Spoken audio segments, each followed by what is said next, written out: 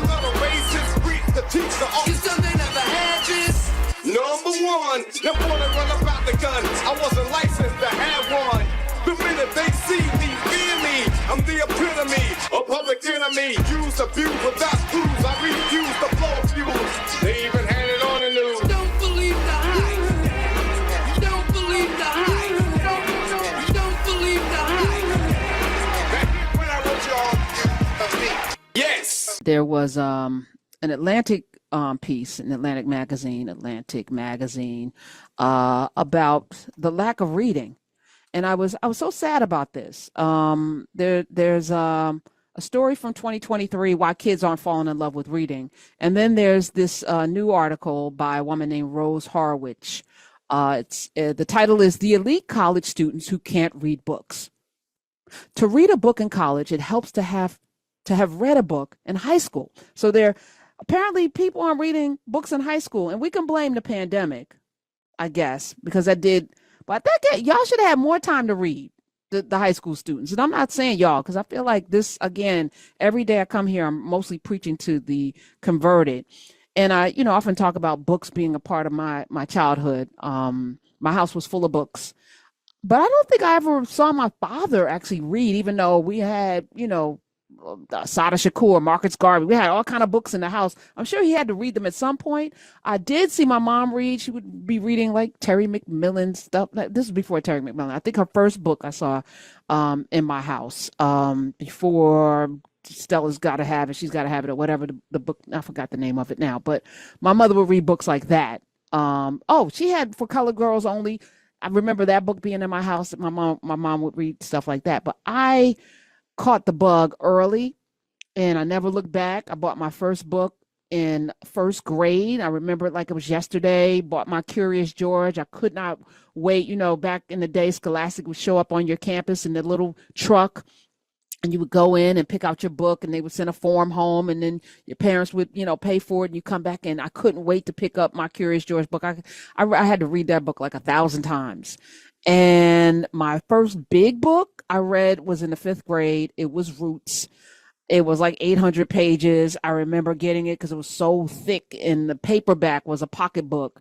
And I remember the little kangaroo on the spine, and how thick that book was. I could barely hold it, but I was determined to read that book. And I forgot how long it took me, but it was such an accomplishment that I could never look back after reading Roots.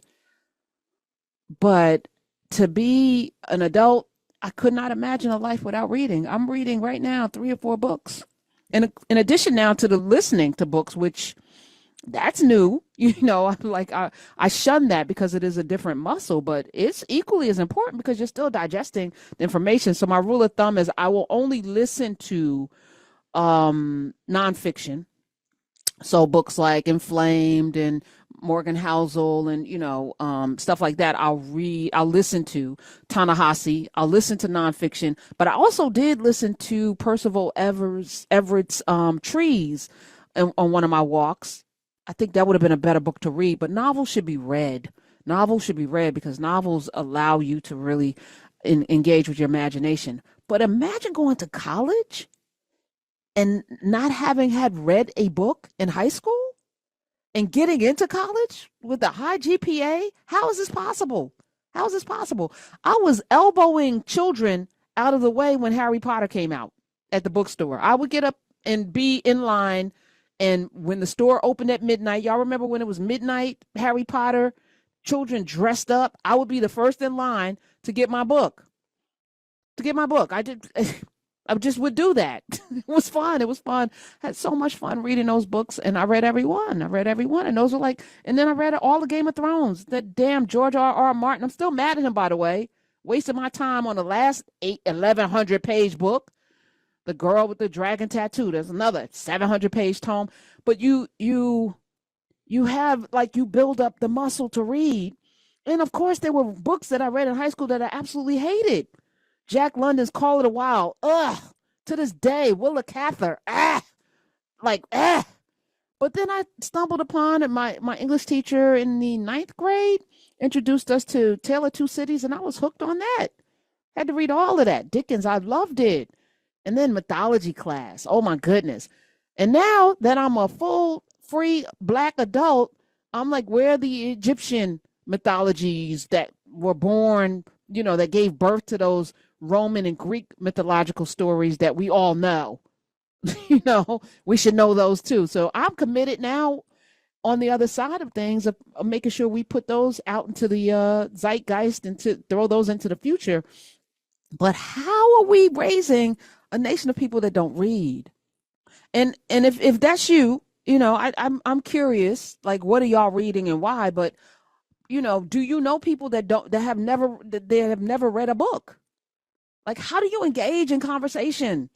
Listening to Ta-Nehisi talk about his journey as a writer started with his dad saying, "Here's a book. You want to know something? Here, taking it." And listening to Michael Harriot even talk about, this whole center of his house where he's homeschooled. You better have all these books read by the time I come home, and then tell me about them. That was his mother's edict to him. He and his, I think he has two sisters. I'm just like, where are we? And as people who are demanding something more of the world, are we demanding something more of ourselves? And I don't want to shame anyone, but I do think that we have a severe problem in this country. And I'm going to read a little bit from the Atlantic piece by Rose Horowitz, the elite college students who can't read books. She starts, Nicholas Dames has taught literature humanities, Columbia University's required great books course since 1998. He loves the job, but it has changed. Over the past decade, students have become overwhelmed by the reading. College kids have never read everything they're assigned, of course, but this feels different, she writes. Dames' students now seem bewildered by the thought of finishing multiple books a semester. His colleagues have noticed the same problem. Many students no longer arrive at college, even at highly selective elite colleges, prepared to read books. This development puzzled Dames until one day during the fall of 2022, when a first-year student came to his office hours, when a first-year student came to his office hours to share how challenging she had found the early assignments. Lithume often requires students to read a book, sometimes a very long and dense one, in just a week or two. But this student told Dames that at her public high school, she had never been required to read an entire book. Just like, what? She had been assigned excerpts, poetry, and news articles, but not a single book cover to cover. And I'm going to pause there because, if you have a class of students that are struggling to read, and this is a failure of our system because kids get kicked forward grade to grade to grade. They learn how to study, to take tests, to fill out these little circles, A, B, C, D with a number 2 pencil, but not critically think. And definitely not read and examine. This is why people who become lawyers, one of the greatest skills, I was an English major, is to be an English major, because reading for comprehension and then analyzing text is the job, right, of a lawyer. Really, you are reading all of these briefs and then you have to come up with a strategy. English lit prepares you for that. And if you don't learn how to read for comprehension, even those math problems, I'm not great at math, but I was great at the math problems because it engaged my logic in a way, if two trains are going the same different directions at the same time. You remember those word problems? I ace those. Now don't put algebra on there and ask me to solve for X. That may be a problem, but those word ones, I was looking for, I would rub my hands together. And I know all of us are not necessarily, in love with words as I am, but I think this is foundational. So anyway, when this young lady came to Dames's office hours and said she's never been required, he said, my jaw dropped. And this anecdote, the writer goes on to write, this anecdote helped explain the change he was seeing in his students is not that they don't want to do the reading, she writes, is that they don't know how. Middle and high schools have stopped asking them to. What the F? We don't do cursive writing anymore. I was connecting last night with Mario Beatty, Dr. Mario Beatty at Howard University, who teaches a Meta-Netra class. Some of you have been to Kemet with Dr. Beatty and Dr. Greg Carr. A couple of years now. They've been traveling. They've been doing that for like 20 years, but the last couple of years, Nubians have joined them. And he has a very dense book that we're probably going to end up publishing. And as I was talking with him about this, as I was communicating with him, I was thinking, who's going to actually read it? Because when you publish a book, you got to, like, what's the audience? And I got sad for a minute, but I said, we have to create the appetite for people to want to learn how to write and read metanetra, which are the hieroglyphs that you see on the, in Kemet in Egypt. Those are the hieroglyphs. But those scribes actually, there's a story to be told that's ancient, more ancient than anything that we presently have, more ancient than Roman writing and Latin, more ancient than Greek, and we should know it. So, and in the beginning days of the Metanetra class in Nubia, it was beautiful for me, because I'm also not an artist, to sit and draw all of the figures, because the first few episodes, the first few classes, you really are learning all the alphabet. And as I was sitting writing out each, I was remarking about how spiritual the process is. And it was akin to cursive writing. And I understood why cursive writing, which doesn't exist anymore. There are people that can't read cursive writing. But there was something that engaged with the young mind, with the curls of the letters and learning how to, write the script. There was something that happened that now the brain doesn't have space for it. And I was just thinking, like, what happens next? People can't write cursive. They don't read for comprehension. We don't have critical thinking as part of the foundation of our education system. This has given us a world where everybody thinks they have the right to an opinion. Now we're arguing with fools, and it's not right. And what's worse is it's the norm. So me even having this conversation can make somebody feel bad about themselves, to the point where now they don't even want to listen because, well, who you think you are? Like, that's the mindset, not like, wow, maybe I should start reading. And I love the fact that somebody like a Dr. Carr, who has read now Ta-Nehisi's book twice, and I'm just in chapter 3, and there's no rush, there's no race, there's no competition. But I was like, damn, this man is a human. I don't even know what to describe, but he started his book journey reading comic books.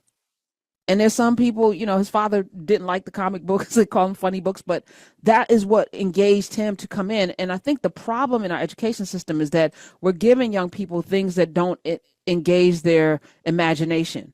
So you're giving them the quote unquote classics, Pride and Prejudice and Crime and Punishment, all of these, like I mentioned, Call It a Wild. Nobody trying to read that today. Give them something that they can relate to. And maybe like Harry Potter, they'll stand in line for hours just to get the next book, because it's clear to me that young people will read if there's something for them to be engaged with. And why not Harry Potter? If that's what gets them in, we need an entree into this thing called reading. So I'm encouraging everybody, if you have a young person, start their library young. You raise a child up in the ways that you want them to be led, and they will never depart. So let's get them reading early, even if it's not your thing. My house was full of books, even though I don't recall seeing my father sit down with a cigar or a pipe reading a book, ever. My days are cooler, nights are warmer, and I put the blame on you. Time moves slow, but my heart beats faster. When these eyes are looking right at you. You give me something to believe in, just what I needed. You're the closest.